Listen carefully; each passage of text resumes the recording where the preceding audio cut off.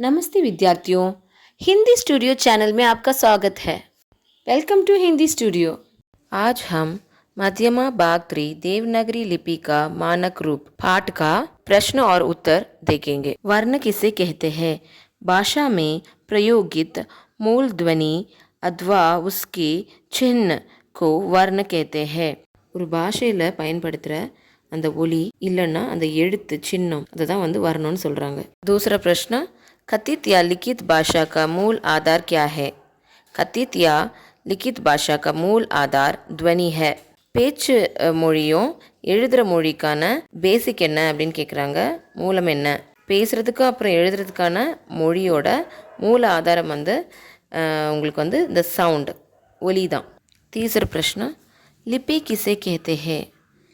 ध्वनियों को लिखने के लिए जिन चिन्हों का प्रयोग किया जाता है उसे लिपि कहते हैं. லிப்பினா என்ன? அந்த சவுண்டு இருக்குல்ல, அந்த ஒலிகள், அந்த ஒலிகளை வந்து எழுத்து வடிவமாக கொண்டு வர அந்த எழுத்துக்கள், அந்த சின்னம், அதை தான் வந்து லிப்பின்னு சொல்கிறாங்க.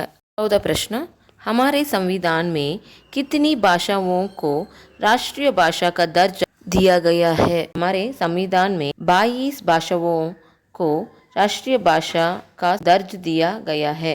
நம்ம இந்திய அரசியலமைப்பில் எத்தனை மொழிகளுக்கு ராஷ்ட்ரிய மொழி அப்படிங்கிற அந்தஸ்தை கொடுத்துருக்காங்க? அதுக்கான விடை பார்த்திங்கன்னா, நம்மளோட இந்திய மொழியில் 22 22 மொழிகளுக்கு ராஷ்ட்ரிய மொழி அப்படிங்கிற அங்கீகாரம் கொடுத்துருக்காங்க. पांचवी प्रश्न, हिंदी वर्णमाला में कितनी स्वर और व्यंजन है? हिंदी वर्णमाला में 11 स्वर और 33 व्यंजन है. हिंदी वर्णमालाவில் எத்தனை ஸ்வர் உயிரெழுத்துக்கள் இல்லைனா வவல்ஸ் அண்ட் வியாங்யன் கான்சனன்ஸ் இல்லைனா மெய்யெழுத்துக்கள் இருக்குது. ஹிந்தி வர்ணமாலாவில் 11 உயிரெழுத்துக்களும் 33 மெய்யெழுத்துக்களும் இருக்குது. चौथी प्रश्न, स्वरों का प्रयोग कैसे होता है? स्वरों का प्रयोग स्वतंत्र रूप से होता है. ஸ்வரம் உயிரெழுத்துக்கள் அதோட பிரயோகம் வந்து தனிப்பட்ட முறையில் சுதந்திர ரூபமேனா தனித்தனியான முறையில் தான் இருக்கும்.